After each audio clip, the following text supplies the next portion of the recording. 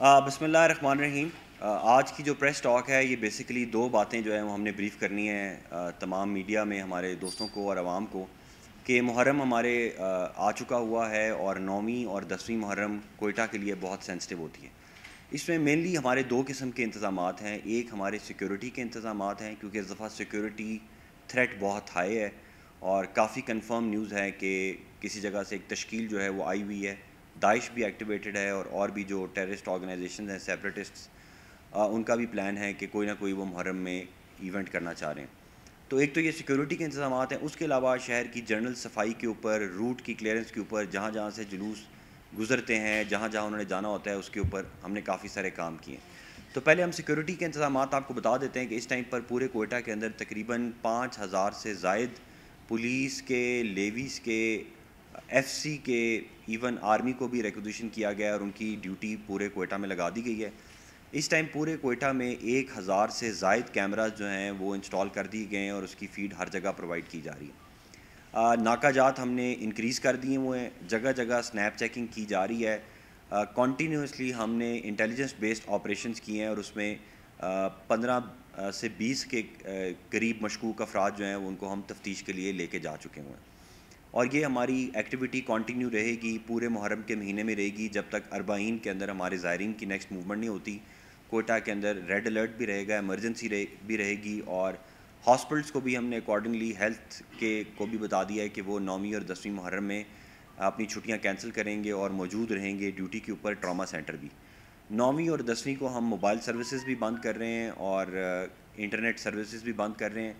तो जो लोग भी रोड के ऊपर होंगे या जिनके ऑफिसेज़ हैं उनको हम पहले से ही मुतनब्बे कर रहे हैं। और ये तो मैंने आपको सिक्योरिटी की सिचुएशन के बारे में बता दिया है। साथ ही साथ जो हमारे सफाई के इंतज़ामात हैं, हम तकरीबन 3 लाख टन के करीब पूरे शहर से सफाई उठा चुके हुए हैं।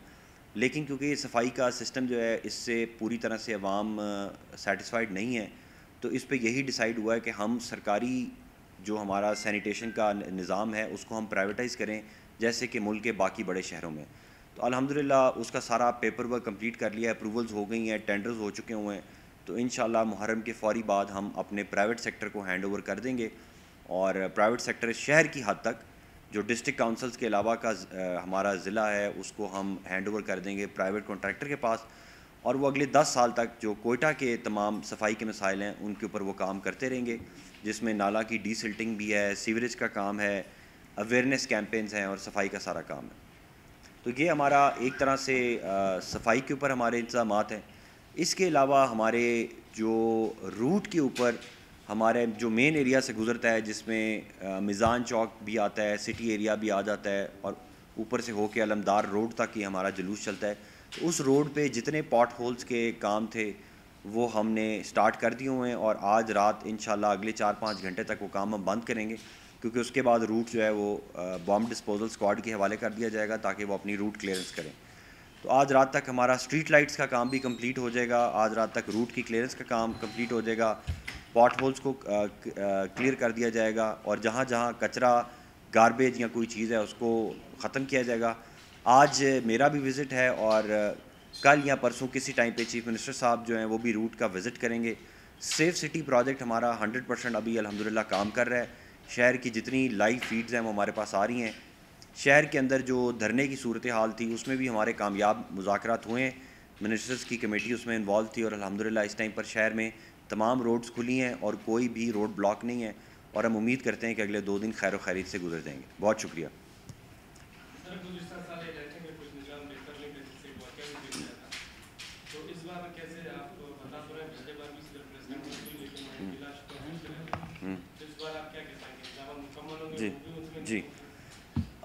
इस दफ़ा देखें कॉरपोरेशन की ये सूरत हाल है इस टाइम पर कि कॉरपोरेशन के ऊपर तकरीबन 1 अरब रुपए का कर्ज़ा है और कॉरपोरेशन को पिछले 6 से 7 साल से फ़ंड्स स्कीम्स की मद में नहीं दिए जा रहे।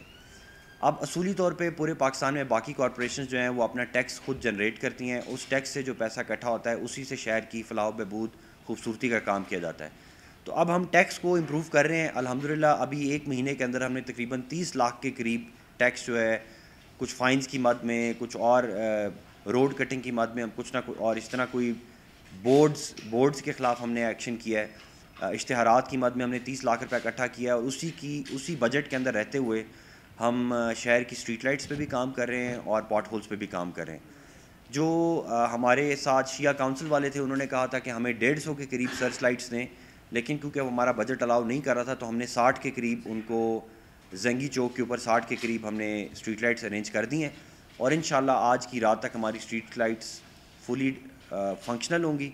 आज रात को मेरा विज़िट भी होगा इसके ऊपर और जगह सील करने से पहले और जगह को पूरी तरह से बॉम्ब डिस्पोजल की स्क्रीनिंग करने से पहले हम एरिया क्लियर कर लें। तो इंशाल्लाह वो हमारी 60 के करीब लाइट्स लगा रहे हैं।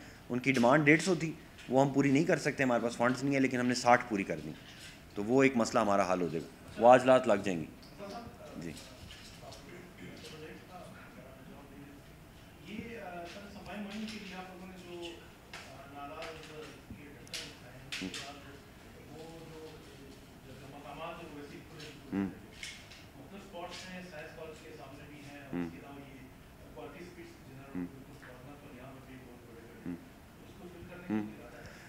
उसमें बेसिकली मैं आपको बताता हूँ कि पूरे शहर के अंदर जो हमारी स्टॉर्म वाटर ड्रेनेजेस हैं, ये सीवरेज का निज़ाम है, ये 3 तरीके से चल रहा है, ये सबको पता होना चाहिए। जो हमारी storm water drainages Quetta development package वाले बना रहे हैं, उनकी सफाई और उनकी मेंटेनेंस कोयटा डेवलपमेंट पैकेज वाले कर रहे हैं। जो CNW या BNR ने बनाई हुई है, उनकी सफाई BNR वाले कर रहे हैं। इसके अलावा जो 15 बरसाती नाले हैं, उनकी सफाई की ज़िम्मेदारी इरिगेशन डिपार्टमेंट वाले कर रहे हैं। जो शहर में नाले हमारे पास हैं उसकी डीसिल्टिंग हम कर चुके हैं, उनमें से एक दफ़ा हम गंद उठा चुके हैं और हमें जो अलर्ट मिला था वो अलर्ट ये मिला था कि 3 जुलाई से मज़ीद बारिशें होंगी। तो इन मज़ीद बारिशों को आप निकाल लें क्योंकि सैलाबी सूरत हाल होगी, शहर में सैलाब आएगा क्योंकि कोयटा एक प्याले की तरह है तो उसमें पानी खड़ा होता है, इसके निकासी का उस तरह सिस्टम नहीं है, तो इस वजह से हम रुके हुए थे। दूसरा, हमने CNW के साथ ये टेकअप किया है कि हम मैन होल्स और गटर्स के ऊपर कवर लगाने के लिए प्री कास्ट मटेरियल हमें वो अवेलेबल करें। वो हमारे पास पिछले हफ्ते उन्होंने अवेलेबल कर दिया है, उसमें से कुछ हमें मिलना शुरू हो गया है, कुछ इंशाल्लाह अगले 10-15 दिन में हमें मिलना शुरू हो जाएगा। ये जो हमारा सीवरेज का निज़ाम है, इसके ऊपर ढक्कन ना होने की वजह से पूरे शहर में काफ़ी बेड़ा गर्क है, बहुत ज़्यादा शिकायतें हैं, लोग बहुत तकलीफ़ में हैं। तो मैं इसके लिए माज़रत ख़्वाह हूँ और मैं रिक्वेस्ट करता हूँ कि सिर्फ अगले 10-15 दिन तक हमें टाइम दे दें। कुछ हमारी स्कीम्स भी चल रही हैं, कुछ हमारे टेंडर्स भी होने वाले हैं। सिर्फ मुहर्रम का हम वेट कर रहे हैं। मुहर्रम के बाद आखिरी ज़ायरीन की मीटिंग 14-15 अगस्त हो जाएगी और 14-15 अगस्त तक हमारा सफाई का जो निज़ाम है वो भी प्राइवेटाइज हो चुका होगा।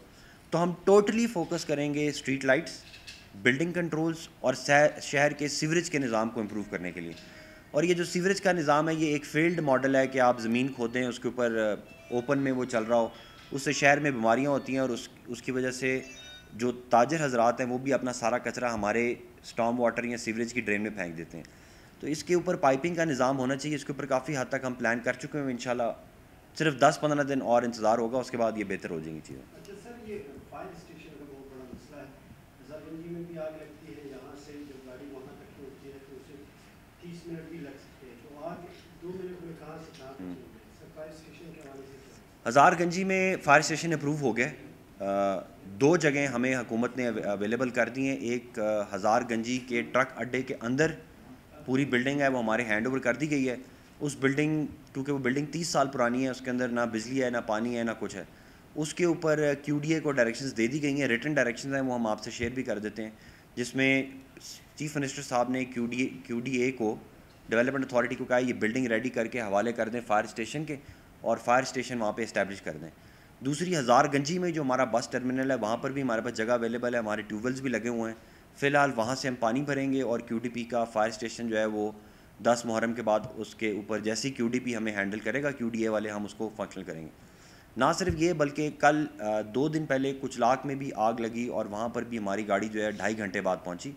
वो कच्ची बस्ती में एक आग लगी और 2.5 घंटे तक हमारी गाड़ी नहीं पहुँच सकी क्योंकि शहर के अंदर कुछ प्रोटेस्ट भी चल रहे थे और गाड़ियों को आग भी लगाई जा रही थी, तो वहाँ पर बिज़ी थी।